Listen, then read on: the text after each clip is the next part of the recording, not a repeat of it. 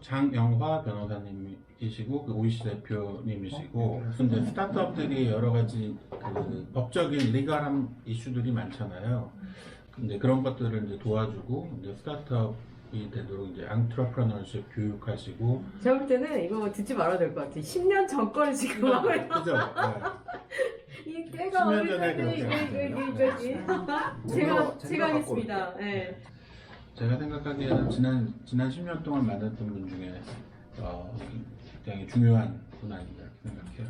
근데 사실 이제 리빙랩을 내가 그 차리고 나도 나름대로 이제 도전적으로 이제 살았는데 하고 나가지고 이제 그 용기를 좀 얻기 위해서 만나야 될 사람들이 좀 있겠다라고 생각해서 이제 떠오른 게 이제 그 대표님이시고 자 이제 굳이 교수님의 입을 통해서 불확실한 정보를 할 필요는 없을 것 같고 제가 첫 번째 직업은 사회생활에서 만난 첫 번째 직업은 변호사였고요. 변호사의 시간이 그렇게 길지 않았어요. 이유는 변호사를 해보니까 제가 좀 이렇게 트렌드에 민감한가 봐요. 변호사가 얼마 안 남았구나. 처음에는 진짜 제 기억이 새록새록한데 어떻게 보면 법률사무소 겸 북카페를 만들자라는 게 이제 저의 첫 번째 창업이었어요. 근데 6개월 만에 알게 됐죠. 이상과 현실이 얼마나 다른지. 그래서 첫 번째 창업은 창피하지만 그렇게 이제 끝났고 그러다가 발런티어로 이제 내가 진짜 나만 할 수 있는 일을 찾기 위한 시간을 좀 갖자라고 했고 발런티어로 제가 꼭 필요하다고 생각하는 단체들 돕는 일을 했어요. 뭐냐고? 그렇게 이제 2년이 돼서 제주를 드나들게 됐고 그러다가 제주를 조금 다른 도시로 만들어 보려고 하는 젊은 사람들을 만나게 됐어요. 그 중에 한 명이 어떻게 보면 제 인생에 이제 결정적 역할을 하는 김종현이라는 친구가 있는데 어쨌든 그 친구를 통해서 제가 지금 창업해서 운영하고 있는 회사의 투자자를 만나게 됐어요. 그건 아마 요즘 여러분들이 언론에서 많이 접하시는 소카의 대표 이재웅이라고 다음 커뮤니케이션을 만들었던 창업자예요.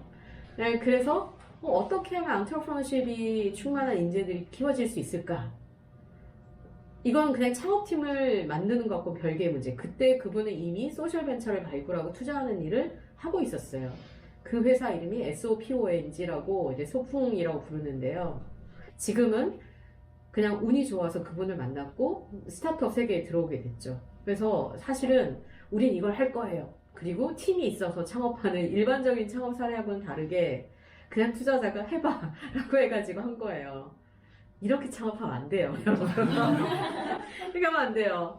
뭔가 할 게 분명히 있고 팀이 완전히 세팅은 안 되더라도 나는 이걸 할 거야 라는 사람이 적어도 한두 명은 똘똘 뭉쳐있고 이래야 하거든요. 근데 저희는 그러지 않았어요. 그래가지고 안타깝게도 3명이 모여서 시작했는데 다 서울대 출신의 가방 끊긴 여러분들 경계해야 돼요.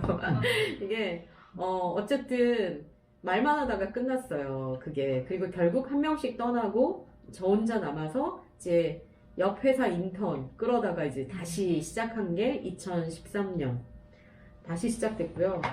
그래서 지금 이 이야기를 여기까지 했어요. 지금. 그래서 이거는 어제 장병기 대표랑 하는 모리캠프 때문에 한 건데 어쨌든 이제 지금 이제 제가 주목하고 있는 현실인데요. 제가 이제 하고 있는 일. 여러분도 지금 어떻게 보면 인생의 절정기예요. 이젠 여러분 죄송하죠. 내리막길만. 서울대 대학생일 때가 가장 사람들이 와 대단하다. 이제 여러분 얼마 안 남았어요. 왜냐 사실 제 주변에 다 이렇게 배울 만큼 배우고 할 만큼 하는 사람들인데 40대면 자의반 타의반 다 물려놔야 되고 사람들이 퇴직하고 나면 할 게 없으니까 너무 많은 프랜차이즈 강국이 됐죠.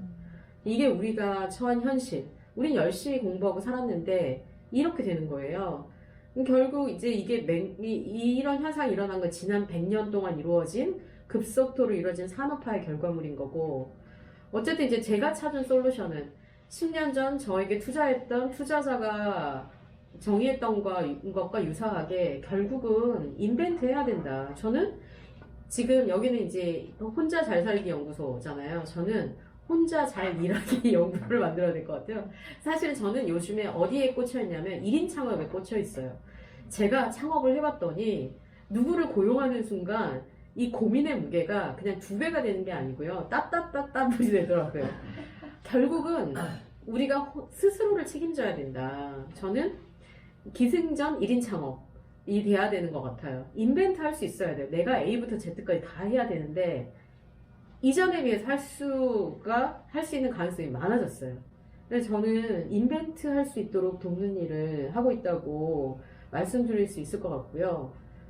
진짜 이젠 뭐 제가 이렇게 스타트업에 취업시켰던 친구들도 그냥 와디스 크라우드 펀딩을 통해서 가방을 2, 3천만 원어치씩 팔아요. 제가 가져온 가방? 그리고 제가 취업시켰던 친구가 와디스 크라우드 펀딩 올린 거거든요. 이거 3천만 원어치 팔았어요. 얼마로 시작했냐면 본인이 갖고 있던 100만 원으로 시작했죠. 100만 원으로 이제 처음에 그 샘플 만들고 오더하고 선주문 넣고 뭐 이런 것들. 이제 여러분도 할 수 있는 거거든요. 창업이 막 이렇게 특별한 사람만 하는 게 아니라 이런 시대가 된 거고요.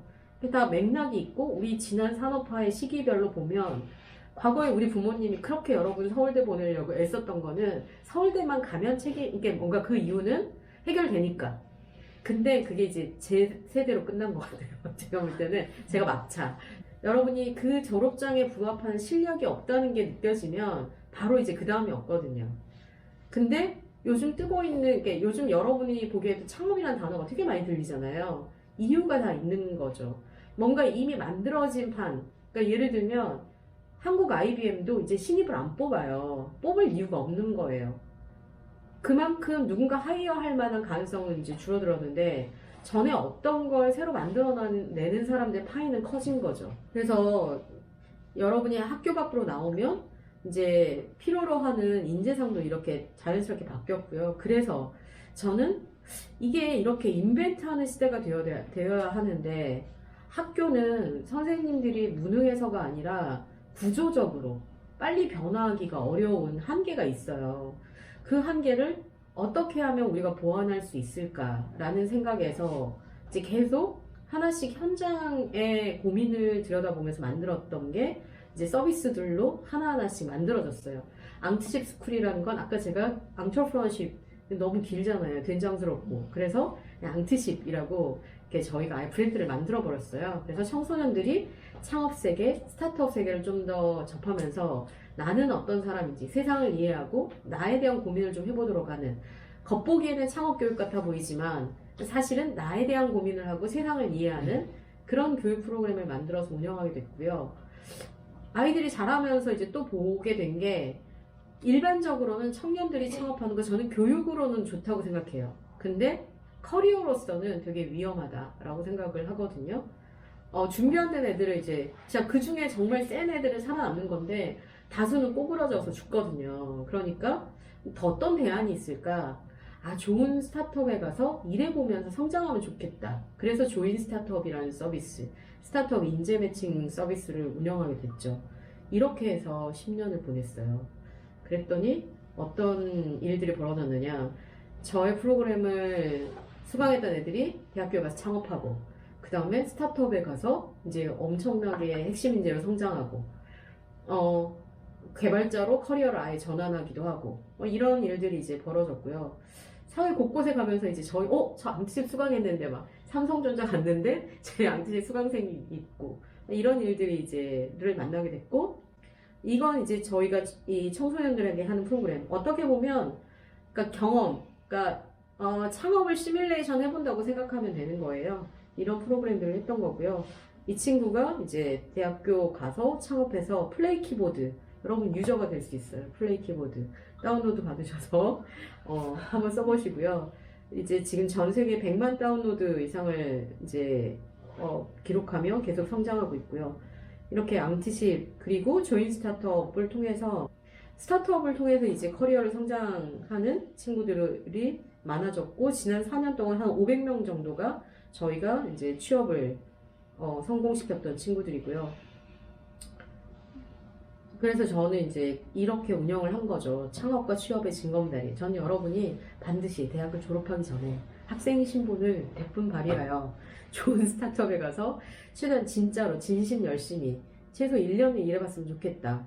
돈 벌면서 저는 MBA 다닌다고 생각하는 걸 없고 설명을 하거든요. 왜냐하면 작은 스타트업에 가면 여러분이 A부터 Z까지 다 해볼 수 있거든요. 이건 네.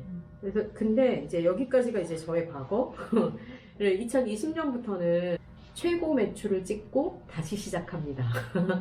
라는 포스트를 하나 쓰려고 해요.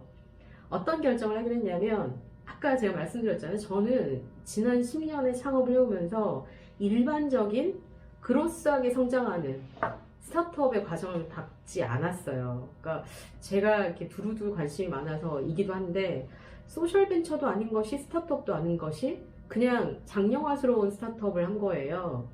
그러다 보니 어떻게 했냐면 안 망했어요. 안 망하고 조금씩 성장하고 드디어 이제 최고 매출을 찍었는데 이제 다시 이제 헤쳐모여 하려고 해요. 어떻게 하려고 하냐면 저는 조인 스타트업을 그로스하게 성장할 수 있는 서비스로 새롭게 재편한다.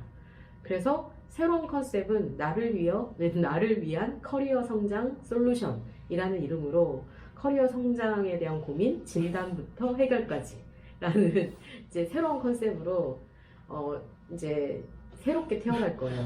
그래서 어쨌든 짧은 시간 동안 제가 하는 일, 앞으로 할 일에 대한 소개를 드렸습니다. 이상 끝.